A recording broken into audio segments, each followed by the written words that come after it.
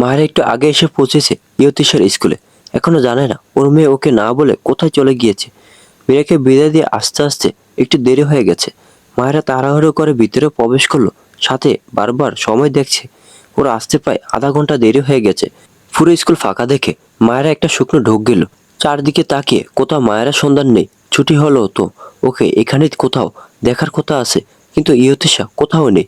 ওর এইবার একটু ভয় করছে। ওর মেয়ে যে কি চঞ্চল তা তো ওর থেকে আর কেউ ভালো জানে না।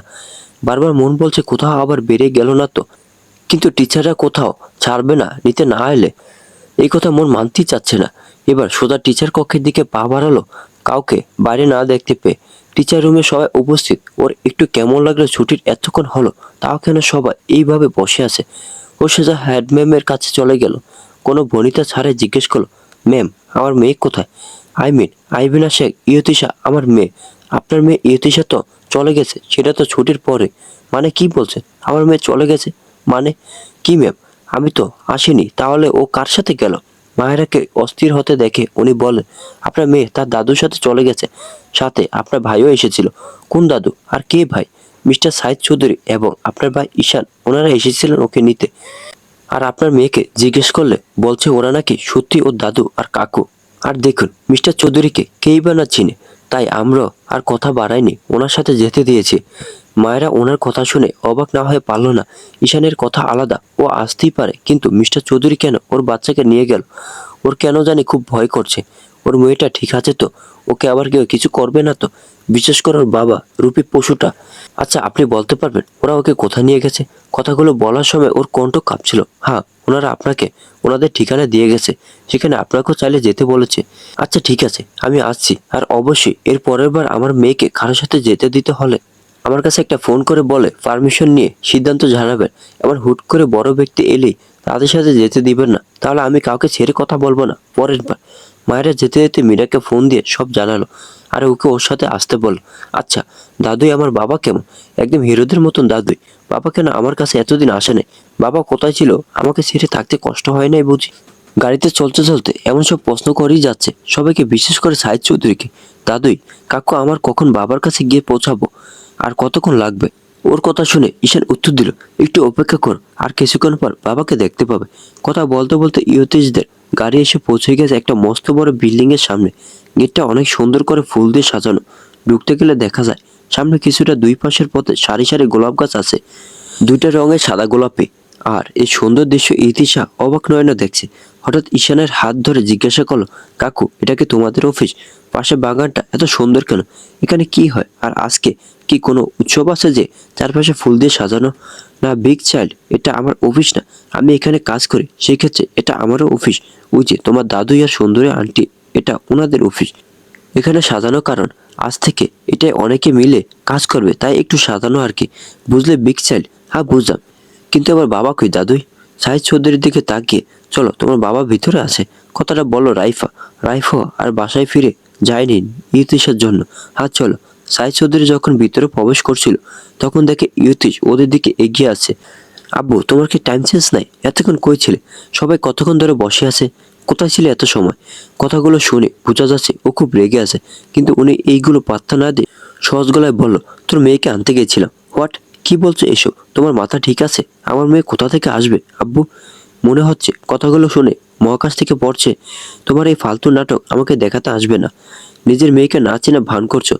নিজের মেয়েকে নষ্ট বলে মারতে চাও সেই মহান ব্যক্তি আমি বলি কি করে বাবা? আমার মাঝে মাঝে ঘৃণা হয়, তুমি আমার ছেলে। আব্বু একদম চিৎকার করবে না, আমি সত্যি কিছু বুঝতে পারছি না কোন মেয়ের কথা বলছো।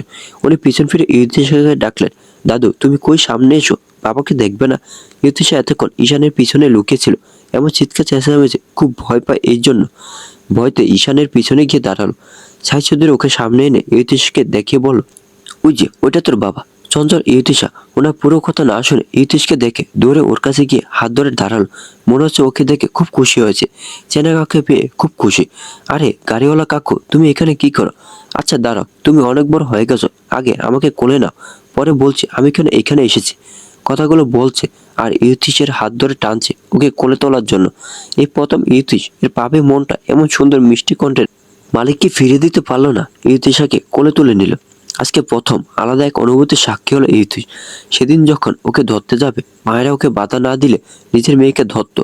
আজকের মতো এমন অনুভব করতো কিছু। এতক্ষণে অহংকারী ইউথি কেমন চুপ হয়ে গেল।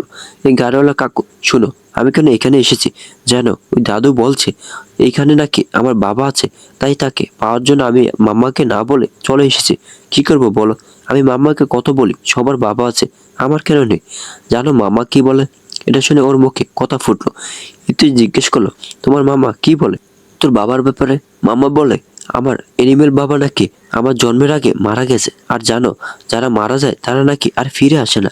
কিন্তু আজকে ওই ঈশান কাকু, বুড়ো দাদুই বলল আমার বাবা নাকি এখানে আছে।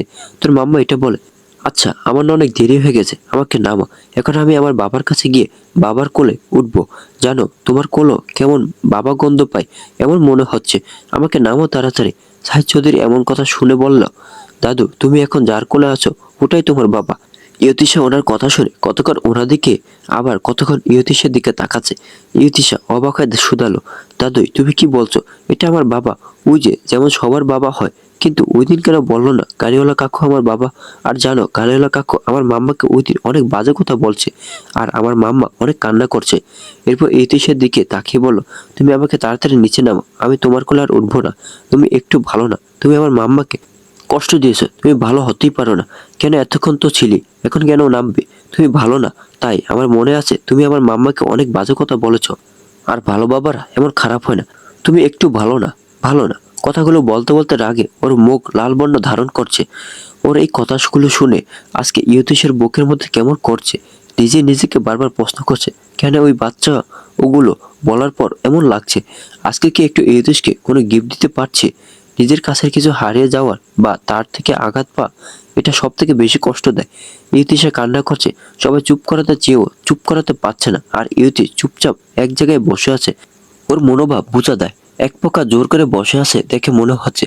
ইয়তিশা ঈশানের হাত ধরে টানছে আর বলছে, কাকু তুমি আমাকে মাম্মার কাছে পৌঁছে দিয়ে এসো, আমাকে মাম্মা মনে হয় খুঁজতেছে। ঈশান কি করবে বেচারা, বারবার সাহিদ চৌধুরীর দিকে তাকাচ্ছে। সেও ইহতিশার এমন আচরণ আশা করে না। এতটুকু বাচ্চা নিজের বাবাকে সামনে আছে, জানার পরও তার মায়ের সাথে খারাপ ব্যবহার করছে বলে এর জন্য বাবার সাথে কথা বলছে না। এদিকে উনি ওনার ছেলের এমন আচরণে বিরক্ত হচ্ছে। ওর কাছে গিয়ে জিজ্ঞেস করলো, তুমি কি সবসময় এমন থাকবে, কিছু বলছো না কেন? ইতিশার দিকে ইশারা করে, ওই মেয়েটা তোমার বাচ্চা, তুমি এমন করতে পারো না কিন্তু। আব্বু তোমার থেকে আজকে এমন আচরণ দেখে আমি সারপ্রাইজ। তুমি ওকে নিয়ে এসেছো, আমি এটা বিশ্বাস করতে পারছি না। ইতিশের কথা শুনে মনে হলো ঘাবড়ে গেলে। তুমি কি বলতে চাইছো ইতিশ? এত অ্যাক্টিং করতে হবে না, আমি সোজা কথাই বলছি। তাই ভালো সাজার নাটক বাদ দাও। সবার জীবন নিয়ে এমন খেলা বন্ধ কর আব্বু।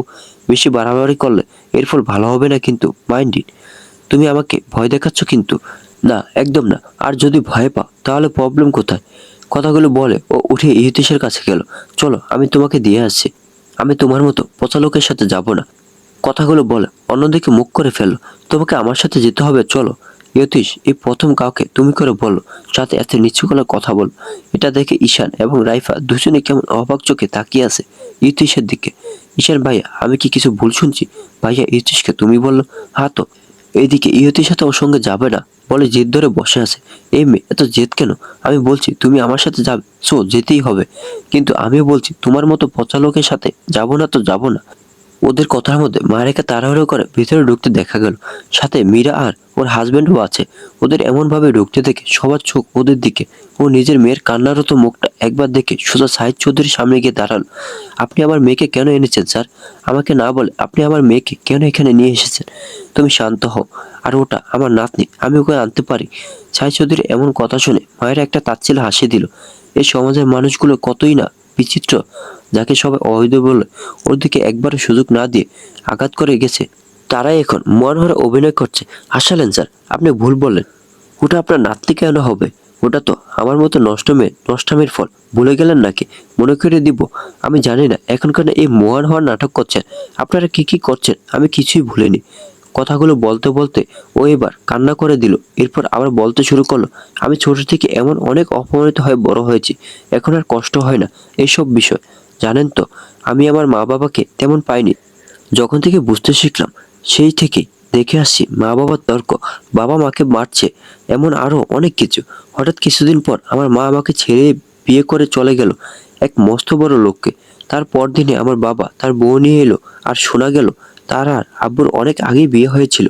ওই দিনে আমার জীবন সব সুখ হাসি, আমার পুরো অস্তিত্বটাই শেষ হয়ে গিয়েছিল।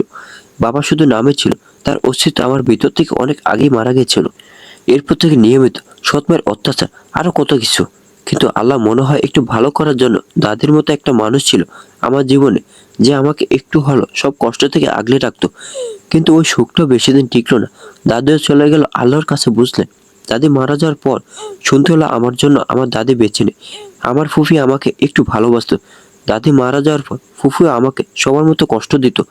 কিন্তু ওই যে ঈশান ভাই, উনি আমাকে আগলে রাখতেন, আমার লেখাপড়ার খরচ ওর দিতেন।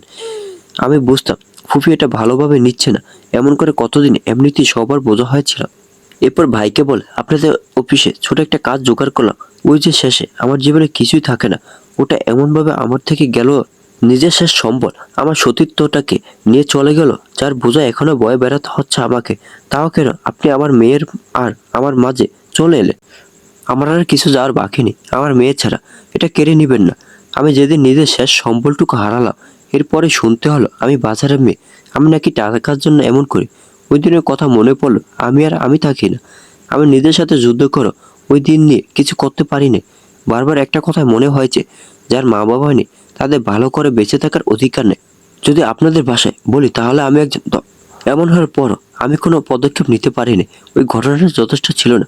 কিছু মাস পর জানতে পারলাম আমি মা হব। শুরু হলো নতুন কান্নার যাত্রা। তবে ওই সময় মামনি, মীরা, বাবাই, ওদের মতো কিছু মানুষের জন্য এখন আমি বেঁচে আছি। আমি পারিনি ওকে মারতে, বলার পরও কিছু করতে। এসব ওর কি দোষ?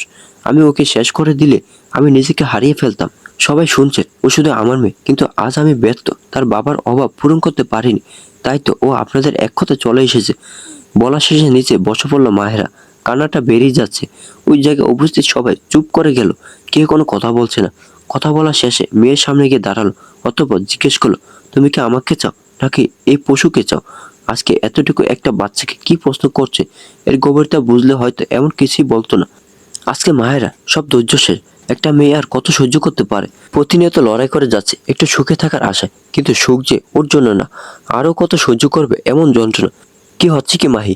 শিশু অবুঝের সাথে এমন ব্যবহার করিস না। ও কি জানে এসব বুঝে কিছু? কেন এমন করছিস? ওকে নিয়ে বাড়ি চল, আম্মু চিন্তা করছে। ইয়তিশা মাকে এমন ভেঙে পড়তে দেখে ওর বাচ্চা মনটা ভেঙে যাচ্ছে। তবে মায়ের কাছে চেয়েও যেতে পারছে না। মামা যদি আবার কিছু বলে। এটুকু বুঝছে মা অনেক রেগে আছে, সাথে কষ্ট পেয়েছে। আস্তে করে মীরা পাশে গিয়ে দাঁড়ালো। এরপর জিজ্ঞেস করলো, মিমি, মাম্মা কেন আজকে ওই দিনের মতো কান্না করছে? আজকে কি ওই গাড়িওয়ালা কাকু মাম্মাকে কিছু বলছে তাই এমন করছে? কোন দিন চড়ুই? ওই যে যেদিন আমি ওদের গাড়ির সামনে পরে ব্যথা পেয়েছিলাম, সেদিন আমাকে পৌঁছে দিতে ওদের জোর করে আনছিলাম আমার সাথে। ওই কাকু মামাকে অনেক কিছু বলছে, আর মামা পরে অনেক কান্না করছে। শোনো চড়ি, আজকে তুমি মাকে অনেক কষ্ট দিয়েছো, তাই মাম্মা কান্না করছে। তুমি মাম্মার কাছে গিয়ে সরি বলো। এটা এতক্ষণ কেন করো নাই? এটা শুনে ওর মনটা আরো খারাপ হয়ে গেল। সরি মিমি, আমি যাচ্ছি, তুমি একটু আসো না আমার সাথে। অপরাধীর মতো মায়েরা সামনে গিয়ে দাঁড়ালো। মাম্মা, আই এম সরি, আমি আর বাবার খোঁজ করবো না। এ দেখো কান ধরছি। কানে হাত দিয়ে বলো, কেন? মায়ের করা প্রশ্নে বাচ্চারা একটু সাহস পেল। পরে মায়েরাকে বলল, আমি জানি মাম্মা, ওই খারাপ কাকু আমার বাবাই যে মাম্মাকে কষ্ট দেয়, তাকে আমি চাই না। আমি বাড়ি যাব মাম্মা। মায়ের আর কথা না বাড়িয়ে মেয়েকে নিয়ে চলে যেতে নিয়েও পিছন ফিরে সাইদ চৌধুরীকে উদ্দেশ্য করে বলল, আমি সেই নষ্টা, আজকে যার নষ্ট অংশকে মানতে চাইছে, যেদিন সবে আমাকে আর আমার সন্তানকে নষ্ট বলছে, ইভেন আমার বাচ্চাকে মারতে বলেছে, তখন কই ছিল এই সভ্য সমাজ? হ্যাঁ, এখন আছে অধিকার দিতে। আমি কাউকে কখনো ক্ষমা করব না। কেউ কি পারবে আমার প্রত্যেকটা যন্ত্রণা থেকে মুক্তি দিতে, আমার প্রত্যেক ফোঁটা চোখের পানি মূল্য দিতে? যেদিন পারবেন আমি সবাইকে আমার মেয়ের কাছে আসতে কোনো বাধা থাকবে না। আসছি, ভালো থাকবে। তোরা দাঁড়া, আমার সাথে যাবি, আমি তোদের এগিয়ে দিয়ে আসি। মায়েরা যখন চলে যাচ্ছিল তখন পিছন থেকে ইয়তীশের গলা শোনা গেল, তুই কেন এখানে এসেছিস? তোকে এখানে কে আসতে বলেছে? কি চাই তোর? কিছুক্ষণ থেমে আবার বল, তোরা দাঁড়া, আমার সাথে যাবি, আমি তোদের এগিয়ে দিয়ে আসি। মায়ের দিকে তাকে জিজ্ঞেস করলো কথাগুলো। ওর কথা শুনে মায়েরা একটা তাচ্ছিল্যে হাসি দিয়ে বলল, আপনার থেকে এমন ব্যবহার চাঁদকে হাতে পাওয়ার সময়। নষ্টদের উপর হঠাৎ এত দরদ কেন আসছে? আমার কথা বাদ দিল, কার জন্য এমন দরদ দেখাচ্ছেন? মায়েরা কথা শুনে কোনো উত্তর করলো না ইয়তীশ। মায়েরা বেরিয়ে গেছে। ওদের যাওয়ার সাথে সাথে ইয়তীশও বেরিয়ে চলে গেল। ঈশান পিছু নিলে ওকে থামিয়ে দিল। ঈশান, ও আর চার সাহস করলো না। ঈশান এমন বোকা বোকা প্রশ্ন শুনে রাইফা ঈশান ভ্রু কুঁচকালো। এটা আবার কেমন প্রশ্ন? দেখতেই তো পাচ্ছে কিসের জন্য এখানে এসেছে। রাইফা ঈশান দুজনের দিকে তাকিয়ে আছে। আজকে ইতিশকে কেউ চিনতে পারছে না। বিশেষ করে রাইফা বেশি অবাক হচ্ছে, কারণ ও ওর ভাইকে কখনো এমন দেখে নাই। আজকে ব্যবহার সবাইকে ভাবিয়ে তুলছে। ঈশান ভাইয়া ভাইয়া এমন কেন করছে বুঝতে পারছি না। আমি এতদিন স্যারের সাথে কাজ করো এমন কখনো দেখি নাই, বুঝতে পারছি না। আচ্ছা আমি তো কিছুই বুঝতে পারছি না। স্যারের সাথে কাজ করা থেকে স্যারকে এমন আচরণ করতে প্রথম দেখলাম। তবে আরো একবার সম্পূর্ণ কথা আর বলল না। এদিকে রাইফা ঈশানের দিকে তাকিয়ে আছে। কি বলতে গিয়েও থেমে গেল। রাইফা নিজে আবার জিজ্ঞেস করলো, কি ঈশান ভাইয়া? কিছু না, চলো আমরাও বের হই। ঈশানের এমন খাপছাড়া কথা শুনে রাইফা খুশি হতে পারলো না। কিছু তো আছে তা ঈশান ভাইয়া জানে, তাই উনি এত শান্ত হয়ে আছে। রাইফা ওর ভিতরে পাকানো কথাগুলো বলেই ফেল। দাঁড়ান ভাইয়া, একটা কথা জানার আছে। ইয়তিশা কি সত্যি আমার ভাইয়ের সন্তান? আর ও কি সন্তান? রাইফার মুখে এমন কথা শুনে ঈশান একটা শুকনো ঢোক গেল। প্লিজ রাইফা, ইয়তিশা অবৈধ বলবে না। হ্যাঁ, স্যার আর বোনের ঘটনা সবাই যেমন দেখছো এমন নয়। বোনও অনেক কিছু জানে না। একটা কথা জেনে রাখো, বুনু আর স্যার একটা হালা সম্পর্কে আছে। সব জানা সত্যি নয়, আবার সব দেখা সত্যি নয়, এটা জেনে রাখো। ওদের মাঝের ভুল বোঝাবুঝির জন্য তোমার মা বাবা দুজনই সমান অপরাধী। ঈশানের থেকে এমন কথা শুনে ওর একটু খারাপ লাগলো। এইভাবে ওর সামনে ওর বাবা মাকে নিয়ে কথা বলাটা ভালোভাবে নিল না। কিন্তু মায়েরা যে বলল ভাই ওর বাচ্চাকে মারতে চেয়েছে, হয়তো স্যার কেন কিসের জন্য এমন করছে ওইদিন আমি আজও জানি না। তবে কারণ তো ছিল একটা, সেটা আমারও অজানা। কিন্তু এর পিছনে একটা কারণ আছে যার জন্য তোমার মা বাবা দায়ী। আর একটা মজার কথা শুনবে, স্যারের মেয়ের নাম স্যার নিজেই ঠিক করে দিয়েছে। আসছি, তুমি তোমার বাবার সাথে চলে যাও। কথাগুলো বলে ঈশানও চলে গেল, আর পিছনে রেখে গেল কৌতূহলী রাইফাকে। মীরাদের বাড়ি আসার পর থেকে ইহুদিশা কান্না করে যাচ্ছে। আসার পর থেকে মায়েরা ওর সাথে কোনো কথা বলে নাই। অনেক চেষ্টা করার পরও কোনো কথা বলে নাই। এখনো ইহতিশা ওর মায়ের পিছনে ঘুরঘুর করছে। মায়েরা শান্ত ও সহজে কিছু প্রকাশ করতে পারে না, সবসময় রাগেও না, হঠাৎ কারো উপর অভিমানও করে। কিন্তু যখন এই দুটো হয় তখন তার পরিমাণ অনেক বেশি হয়ে যায়। মামা সরি বলছি তো, এই দেখো কান ধুচ্ছি, আর কোথাও না বলে কারোর সাথে যাব না, প্রমিস মাম্মা। তুমি একটু কথা বলো মাম্মা, আমার কিন্তু খুব কষ্ট হচ্ছে। মেয়েটা সেই কখন থেকে ফিসে ঘুরছে আর সরি বলছে, কিন্তু কোনো লাভ হচ্ছে না। কান্নার ফলে চোখ ফুলে উঠেছে, পুরো মুখ লাল হয়ে গেছে। মীরার মা আর সহ্য করতে না পেরে বলেই বসলো, কি হচ্ছে কি মাহি? মেয়েটা কান্না করছে, তাও কেন তুমি ওর সাথে কথা বলছো না? তুমি জানো তুমি কিন্তু বাড়াবাড়ি করছো। কি করবো মামনি? ও কি একদম ছোট কেন? কাউকে না বলে ওইভাবে চলে গেল। ওর কিছু হলে আমি কি করতাম? কেউ এটা একবারও বলছো না। ওকে বুঝিও কোনো লাভ হয় না। ওর সবার আগে জেদ। আমি বলি ওর বাবা নেই, তাও কেন ও আমাকে না বলে একদিনের চেনা লোকের সাথে চলে গেল। তুই শান্ত হ মা, আর বাচ্চাটাকে এভাবে আর কষ্ট দিস না। ওকে কিন্তু এখনো কিছুই খাওয়াতে পারিনি, তুই একটু দেখ মা। তুমি যাও, আমি দেখছি। এই বলে ইহতিশের কাছে গিয়ে বসলো। তুমি আর এমন করো না মা। জানো আজকে মাম্মা অনেক কষ্ট পেয়েছে, কিন্তু আমি তোমার উপর রাগ করিনি। চলো খেয়ে আমাদের ঘুমোতে হবে না? সত্যি মাম্মা, তুমি আর আমার উপর রেগে নেই তো? চলো তাহলে আমিও খাবো। রাত 2টা বাজে, সবাই এখন গভীর ঘুমে। হঠাৎ ঈশানের ফোন বেজে উঠলো। অনেকক্ষণ পর চোখ খুলতে সক্ষম হলো। ফোনের স্ক্রিনের দিকে তাকে জলজল করা নাম্বারটি দেখে চিন্তিত হয়ে পড়ল। ওটার কেউ নয়, ওটা ইয়তিশ। এত রাতে ফোন করতে দেখে কিছু একটা আন্দাজ করলো, আর হলো তাই। ফোন ধরার পর ওই পাশ থেকে ইয়তিশ বলল, কোথায় আছিস? আমাকে একটু আমার ফ্ল্যাটে পৌঁছে দে। এটা অনেক কষ্ট, তাড়াতাড়ি আসবি। আমি তোকে লোকেশন সেন্ড করছি। ওর কথা শুনি বোঝা যাচ্ছে ইয়তিশ নেশা করে আছে। আর এমন মাঝে মাঝে হয়, এমন ফোন আসে আর ওকে পৌঁছে দিতে ছুটতে হয়। ঈশানের বাসা থেকে ইয়তিশের কাছে পৌঁছতে প্রায় 40 মিনিট লাগলো। ইয়তিশের কাছে গিয়ে দেখলো ঠিকমতো দাঁড়াতে পারছে না, কোনো রকম গাড়ির সাথে হেলান দিয়ে নিজেকে আটকে রেখেছে, আর কি যেন বিড়বিড় করে বলছে। ঈশানের উপস্থিতি টের পেয়ে ওর কাছে এগিয়ে গেল। ঠিকমতো কথাও বলতে পারছে না। ঈশানের কাছে গিয়ে ওকে ধরে দাঁড়ালো। তুই এসেছিস ঈশান, চল আমাকে বাড়িতে দিয়ে আয়। এই না না, আমার ফ্ল্যাটে নিয়ে চল। শুধু ওখানে গেলে শুধু একটু শান্তি পাই, নিজের করা সকল অপরাধ ভুলে যায়। আমাকে ওখানে দিয়ে আয়। থামলো, কিছুক্ষণ চুপ থেকে আবার বলে উঠলো, এই তুইও কি আমাকে ঘৃণা করিস? বল না। ওই যে ওর মতো। স্যার আপনি ঠিক নেই, আমাদের তাড়াতাড়ি যেতে হবে, চলুন। তুই উত্তর দিলি না, তার মানে তুইও আমাকে সবার মতো খারাপ ভাবিস, তাই না? এই শোন না, যাকে আমরা ভালোবাসি কি করে তার ক্ষতির কথা ভাবতে পারে? কে কেন এটা বুঝলো না? আমি তো চাইনি এমন কিছু হোক, আমার জন্য কারো সব শেষ হোক। তাও কেন এমন হলো? আমি চাইতাম সবকিছু একটা ভালো কিছু দিয়ে শুরু হোক, সব এমন কেন হলো? এই ঈশান বল না, কেন সব এত খারাপ হলো? কি করে আমি সব ঠিক করব আল্লাহ? ফ্ল্যাশব্যাক। আজকে হ্যাপি নিউ ইয়ার উপলক্ষে চৌধুরী গ্রুপ সন্ধ্যায় একটা গেট টুগেদারের আয়োজন করেছে। এখানে অফিসের সকল স্টাফ সহ চৌধুরী পরিবারের সকল সদস্য আসবে। আজকে ইহতিশার তানিশার বিয়ের ডেট জানানো হবে। এর আগে আংটি বদল অনুষ্ঠান পারিবারিকভাবে করানো হবে। আজকে একটা বিশেষ দিন, সবার অনেক উৎসাহ, অস্থিরতা কাজ করছে। ঢাকার নামি দামি একটা হোটেলে এই আয়োজন করা হয়েছে। আজকের এই অনুষ্ঠানে ইহতিশ থাকতে চায়নি, কিন্তু ওর বাবা মার চাপে পরে বাধ্য হয়ে আসতে হয়েছে। ওর আসতে না চাওয়ারও আর একটা কারণ হলো ওর বিয়ের ডেট অ্যানাউন্স করা হবে ওই দিন সকালবেলা। ইতি যখন রেডি হয়ে বাইরে যাচ্ছিল, ড্রয়িং রুমে আসার পর ওর মা জানায় ওর সাথে কথা আছে, সেটা নাকি খুব জরুরি আর ওকে আজকে থাকতে হবে। ইতিশকে যখন ওর মা ডাকলো তখন ও ওর মাকে গিয়ে বলল, কি বলবে তাড়াতাড়ি বলো, আমার অনেক কাজ আছে, যেতে হবে, আর আমার পক্ষে আজকের অনুষ্ঠানে উপস্থিত থাকা পসিবল না। মিসেস জিলারার ইয়তিশ আমার খাপছাড়া কথা শুনে ভালো লাগলো না, তাও নিজেকে ঠিক রাখার চেষ্টা করে বলল, কেন, কি হয়েছে, কেমন কাজ আছে যা আমার কথাকে অগ্রাহ্য করে করতে হবে?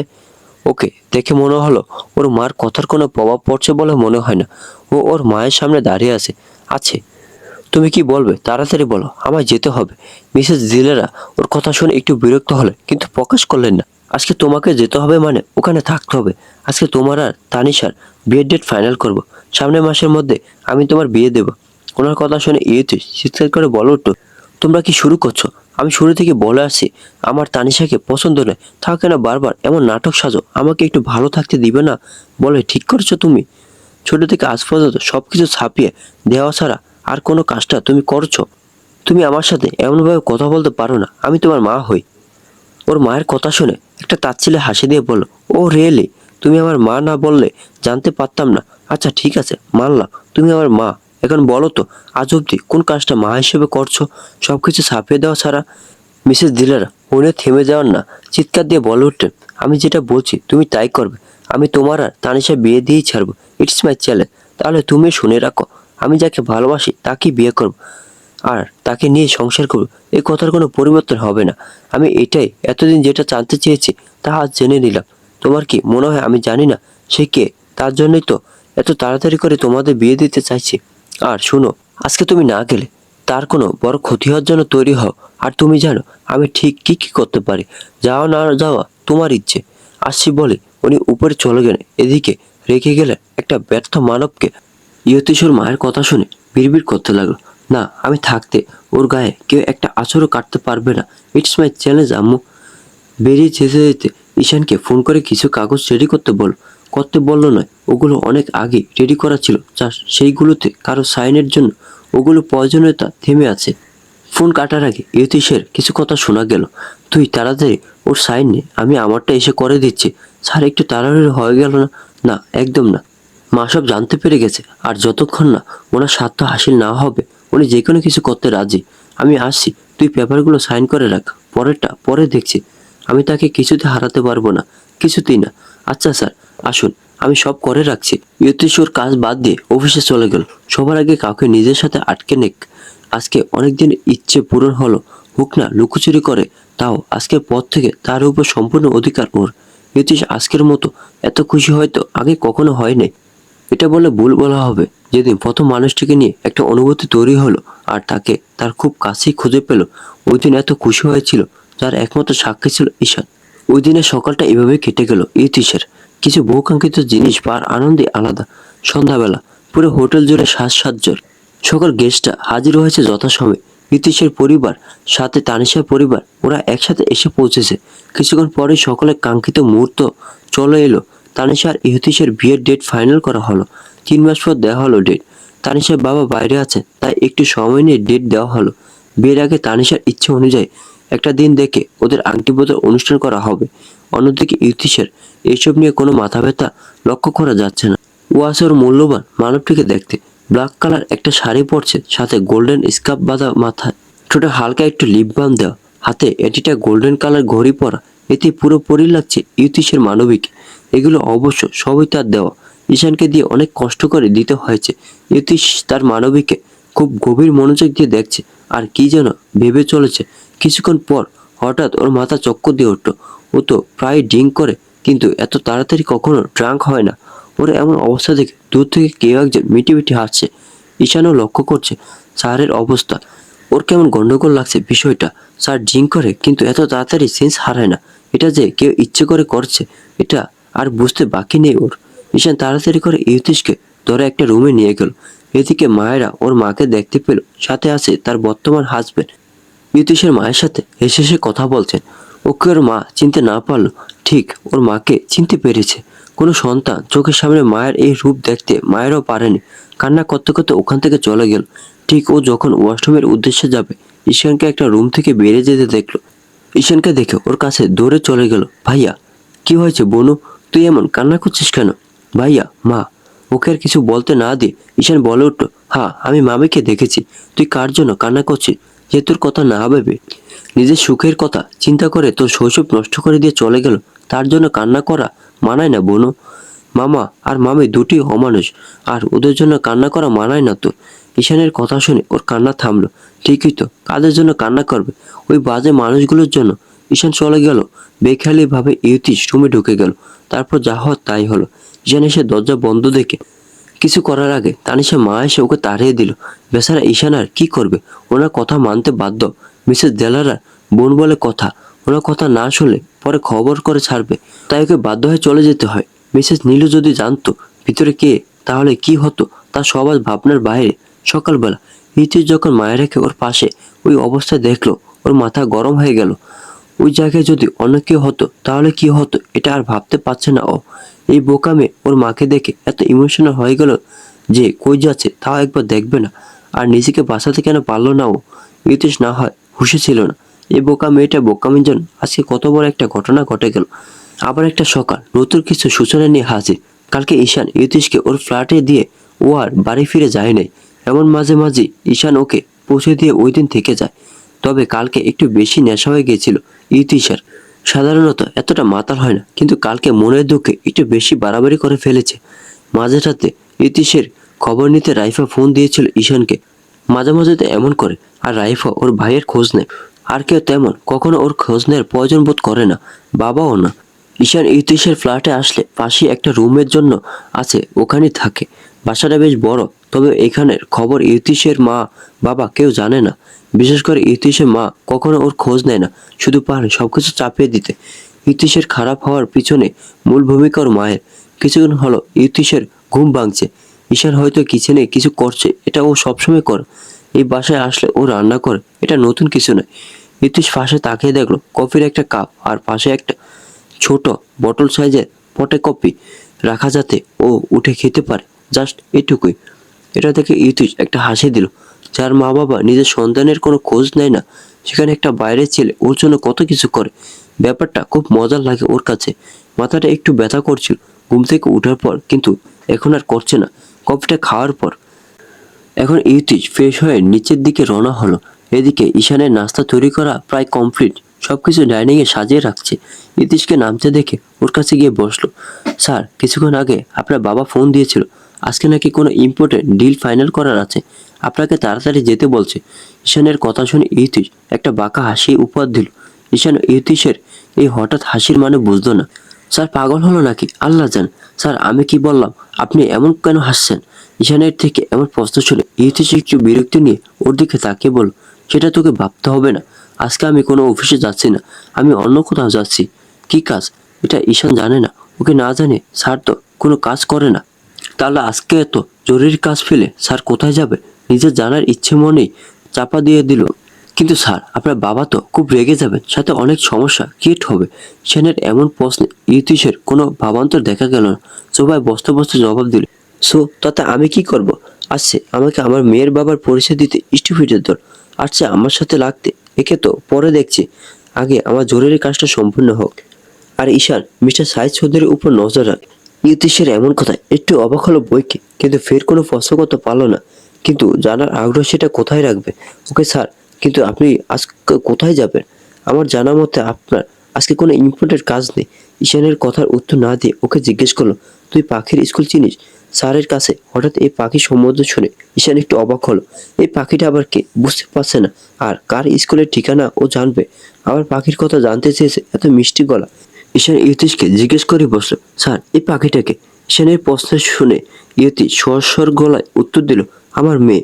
ইয়তিশের মুখে মেয়ে শোনার পরও বুঝছে না ওর মেয়েটা আবার কে।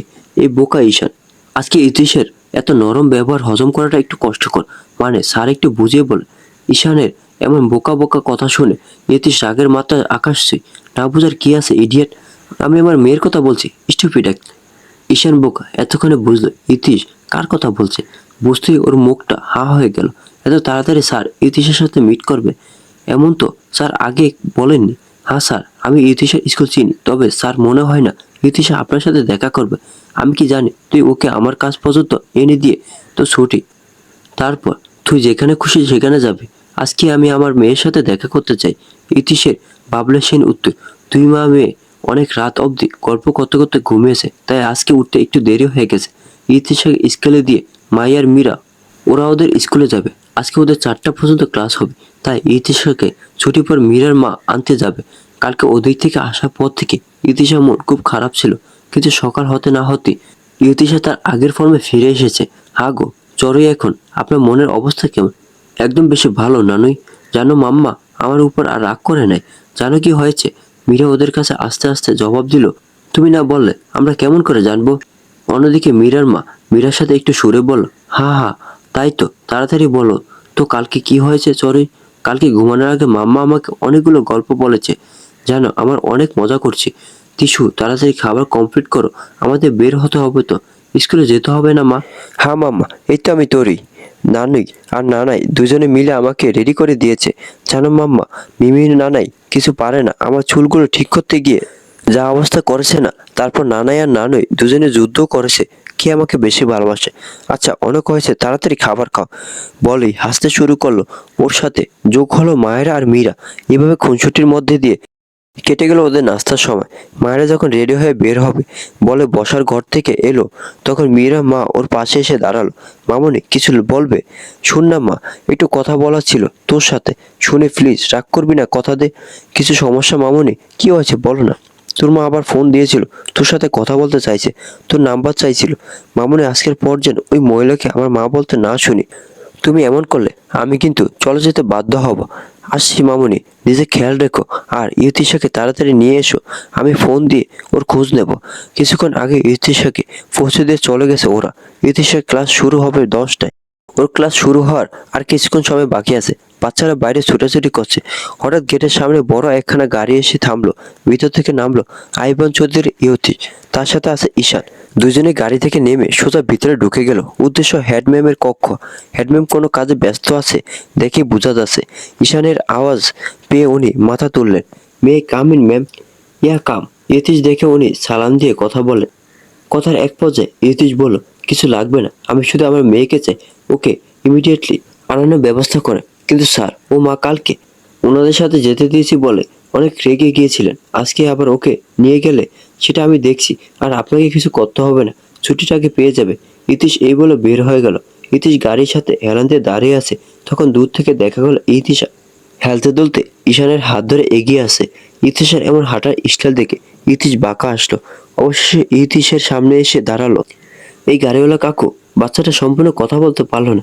ইতিশের রাগী কথায় চুপ হয়ে গেল। আর একবার কাকু বলল, পাখি আই সোয়ার আমি তোকে একটা থাপ্পড় দিব। ইতিশা কি ভয় পাওয়ার মেয়ে, ও সমান তেজ নিয়ে বলল, তো কি ডাকবো? বাবা? আমি পারবো না কাকু।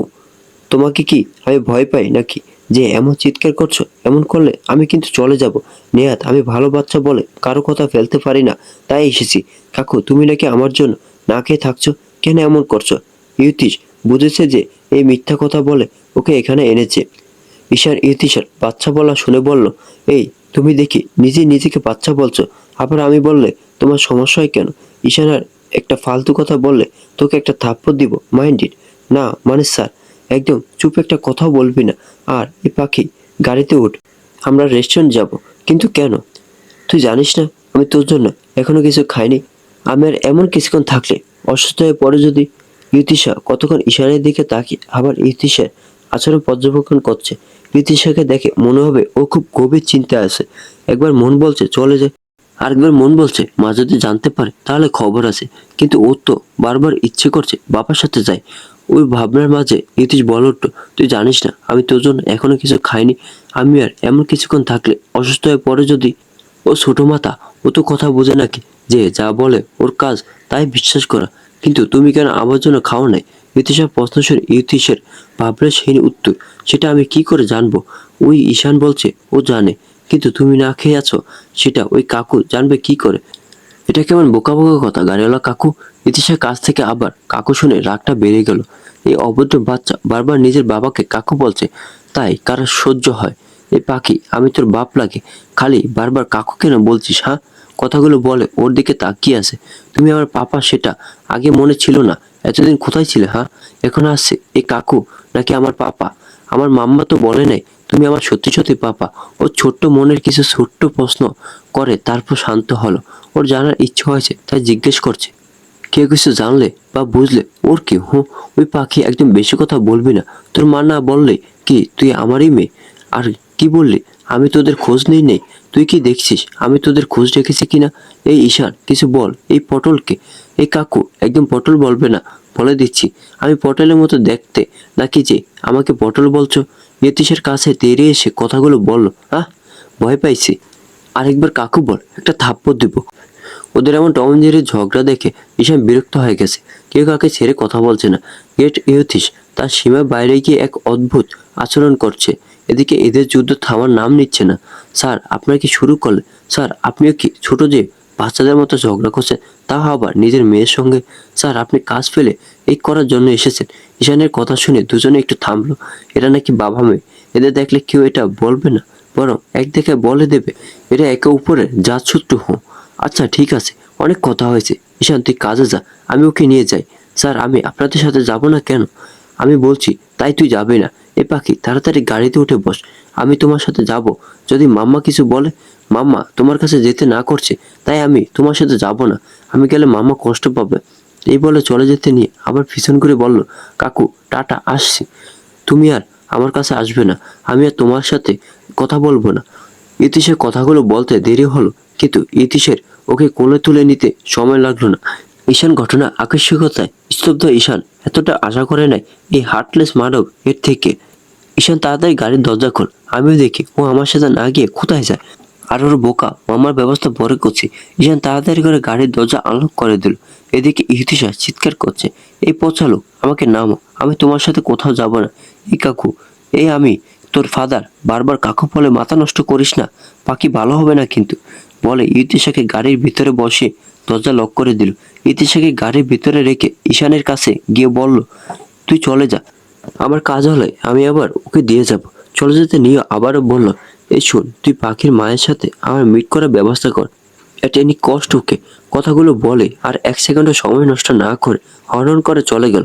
আর এদিকে ঈশান ইতিশের শেষের বলা কথাটা শুনে আকাশ থেকে পড়লো। বিড়বিড় করে কয়েকবার উচ্চারণ করলো, স্যার, বনুর সাথে দেখা করবে? আবার একা বলল, আল্লাহ জানে সামনে কি হবে। একদিকে আমার শান্ত বড্ড সহজ সরল বোনটা, আর অন্যদিকে অভদ্র স্যার, সাথে তাদের পাকা বাচ্চা। আল্লাহ, এদের যুদ্ধ থেকে আমাকে বাঁচা। ইতিশ কোথায় যাচ্ছে ও তা নিজেও জানে না। সেই কখন থেকে গাড়ি চলেছে। এদিকে ইতিশা তার কাজ চালিয়ে যাচ্ছে, তার মুখ অনবরত চলছে, কিন্তু তাতে ইতিশের কোনো ভাবান্ত দেখা যাচ্ছে না। এই কাকু কখন থেকে কিছু জিজ্ঞেস করছে, তাও কিছু বলছো না, তুমি এমন কেন? ইতিশা মুখ থেকে কাকু ডাক শুনে ওদিকে রাগে চোখে তাকালো। যত ইতিশা সাহসী বাচ্চা হোক না কেন, এমন তাকালে কে না ভয় পেয়ে থাকতে পারে। এই তুমি আমাকে ভয় দেখাবে না একদম, তাহলে কিন্তু চলে যাব। ওর কথার মাঝে ইতিশ গাড়ি থামালো। ইতিশের চারিদিকে তাকিয়ে দেখলো জায়গাটা সুন্দর, একটা নদীর পাড়ে নিরিবিলি একটা জায়গা। কাকু, তুমি আমাকে এমন পচা জায়গায় নিয়ে কেন আসলে? ওর কথার উত্তর না দিয়ে ইতিশ বলল, পাখি, একবার তোকে কোলে নেই। আর শোন না পাখি, কাকু তোমার কথা এমন কেন শুনতে লাগছে? তুমি কি অসুস্থ? ও আমি দেখে ভুলে গেছি তুমি তো আবার না খেয়ে আছো। ইতিশের এমন বেকুলতা দেখে ইতিশ একটু হাসলো। ও তো সবসময় চাইতো সবাই ওর এমন খোঁজ নেবে, যত্ন করবে, কিন্তু ওর ভাগ্য এতটা ভালো ছিল না। এসব মনে পড়তে হাসিটা নিভে গেল। পাখি, তুই জানিস আমি তোর কে হই? হ্যাঁ জানি তো তুমি আমার কে হো। আমি জানি তুমি আমার সত্যি আব্বু। কিভাবে জানি আমি তোর আব্বু? তাহলে কাকু কেন বলিস? আমাকে নানি তোমার কথা বলেছে যে তুমি আমার আব্বু, কিন্তু মাম্মার সামনে আমাকে বলতে না করছে। জানো নানুই বলছে মাম্মা যখন সবটুকু জানবে সেই সময় আমি তুমি মাম্মা একসাথে থাকবো। হঠাৎ ওকে ধরে কোলে নিয়ে বসে বলল, পাখি একবার আব্বু বলে ডাকবি পাখি? এই দেখ আমার না তোর মুখ থেকে আব্বু শোনার জন্য কেমন লাগছে। প্রমিস তোর মাম্মা কিছু জানবে না যে তুই আমার সাথে কথা বল। কিছুক্ষণ চুপ থেকে আবার বলল, পাখি তুই আমাকে একটু প্লিজ জড়িয়ে ধর না। ইতিশের এমন কথা শুনে ইতিশ হাউমাউ করে কান্না করে দিয়ে ঝাঁপিয়ে পড়লো ইতিশের বুকে। ইতিশের চোখ দুটো আজ পানি পড়তে বাধ্য হল। অনেকক্ষণ ইতিশকে জড়িয়েছিল। আজকে ইতিশ কান্না করছে এটা শুনলে কেউ হয়তো বিশ্বাস করবে না, এটাই স্বাভাবিক। ইতিশকে কেউ কখনো হাসতে বা কাঁদতে দেখেছে কিনা সন্দেহ। বাবা মা থাকা সত্ত্বেও ইতিশ একা বড় হয়েছে। বাবা মার আদর কি জিনিস এটাও জানে না। বাবা সারাদিন বিজনেসের জন্য বাইরে থাকতো, আর মা ও নিজের কাজ থেকে এসে সে তার মতো ব্যস্ত থাকতো, আর সবসময় সবকিছু জোর করে চাপিয়ে দিয়ে কাজ হাসিল করতো। ইতিশের মা বাবার কাছে তাদের ইগো সবার আগে। সন্তানগুলো মরল না বাঁচল তাতে তাদের কিছু যায় আসে না। সবশেষে একটা কথা ইতিশের জন্য প্রযোজ্য, ওর মা বাবাই ওর খারাপ হওয়ার পিছনে মূল। আজকে হয়তো প্রথম ইতিশ অনুভব করলো ওরও একটা হৃদয় আছে, ও কান্না করতে পারে। ইতিশা একবারে ছোট বাচ্চা নয় যে ও কারো ইমোশন বুঝবে না। ইতিশার বয়সী সব বাচ্চাদের পুরোটা জুড়ে তাদের মা বাবা আছে, কিন্তু ইতিশার ক্ষেত্রে আলাদা। ওর মা থাকলো, বাবা ছিল না। এতদিন নিজের কল্পনাও নিজের বাবাকে নিয়ে অনেক কিছু ভেবেছে, আর আজ যখন জানে ওর বাবা নামক ব্যক্তি ওর সামনে আছে, তারপর তো তার থেকে আর দূরে থাকার প্রশ্নই ওঠে না। আর বাবা কেমন হয়, বাবার আদর কেমন হয়, এটাও ভালো করেই জানে। একটা বাচ্চার সামনে কেউ যদি মন খারাপ করে থাকে তা দেখে ওদের ছোট্ট মনটাও কষ্ট পায়। ইতিশের এমন নরম আচরণ ইতিশের ছোট্ট মনকে নাড়া দিতে বাধ্য হয়েছে। আরও যখন জানে সামনের ব্যক্তিটি ওর বাবা, ওর স্বপ্নের মানুষ, যাকে এতদিন খুঁজে বেরিয়েছে, তার আদর পাওয়ার জন্য বেকুল হয়েছিল। অনেকক্ষণ বাবা নামক ব্যক্তির বুকে জড়িয়েছিল। অভদ্র ইউথিস আজ মেয়েকে কাছে পেয়ে পুরোপুরি শান্ত। ওকে দেখে বোঝার উপায় নেই এই মানবটি আসলে কেমন, কিন্তু আজ ওর ক্ষেত্রে দেওয়া সকল সংজ্ঞা বদলে গেছে। আচ্ছা তুমি এখন যে আমাকে আদর করছো, এমন সব সময় বাবাইরা আদর করে? হ্যাঁ পাখি, বাবাইরা এমন আদর করে। তুমি আমাকে অনেক ভালোবাসো বাবাই। পাখি তুই আমাকে কি ডাকলি কেন বাবাই? আমি জানি তুমি আমার সত্যি বাবাই।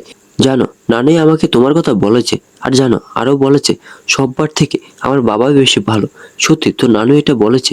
হ্যাঁ তো তাই তো, তুমি কিছু খাওনি শুনে আমার কষ্ট হচ্ছিল, যেমন মাম্মা না খেলে হয়। তাই তো মাম্মা বারণ করার পরও তোমার সাথে দেখা করতে এসেছি, তাহলে আমি মাম্মার কথার অবাধ্য হই না। তুমি আমার বাবাই বলেই তো এসেছি, বুঝলে? হ্যাঁ বুঝলাম। আচ্ছা পাখি তুই এত কথা বলিস কিভাবে? তোর মুখ ব্যথা হয় না? না, কথা বলতে আমার ভালো লাগে তাই বলি। তাই বুঝি? হ্যাঁ তাই, যেমন মাম্মার পড়াতে ভালো লাগে তোমার রাগী হয়ে থাকতে, তেমনি আমার কথা বলতে। আচ্ছা আচ্ছা বুঝলাম। পাখি আজকে তোকে নিতে কে আসবে? নানুই আমাকে নিতে আসবে মাম্মা বলেছে। ওর কথা শোনার পর ঈশানকে টেক্সট করে কিছু একটা বলে ইউথিসার দিকে তাকিয়ে বলল, পাখি আমি তোকে দিয়ে আসবো, তোর নানুই আসবে না। এখন চল আমার রেস্টুরেন্টে যাব, মনে আছে তো আমার খিদে পেয়েছে। আচ্ছা মাম্মা যদি জানতে পারে তাহলে? প্রশ্নটা করে ইউথিসের দিকে তাকালো উত্তরের আশায়। এত চিন্তা করিস না পাখি, তোর বোকা মা কিছু জানতে পারবে না। বাবাই তুমি আমার মাকে একদম বোকা বলবে না। তুমি আমার মাম্মাকে বোকা বললে আমিও তোমার মাকে বোকা বলবো? হুঁ। আচ্ছা বাবা তোর মা ভালো, আর রাগ করতে হবে না।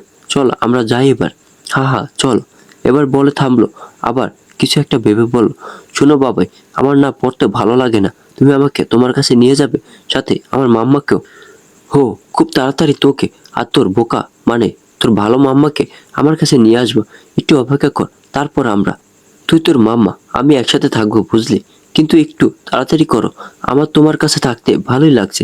কেন ভালো লাগছে? তোর মাম্মা বলে নাই আমি ভালো না?